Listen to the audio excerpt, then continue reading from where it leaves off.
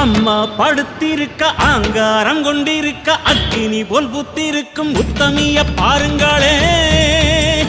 நீட்டி படுத்திருக்க நீதி சொல்ல காத்திருக்க ஈசான பொட்டலிலே மாசாணி பாருங்களே.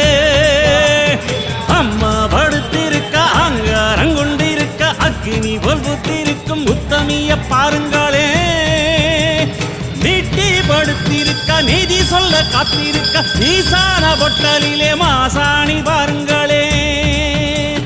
வந்து வழக்கெல்லாம் துன்பம் கொடுக்கையில் மிளகா சாந்தரச்சி கேட்டாளே. நாம கலங்காம மாசாணி காத்தாளே.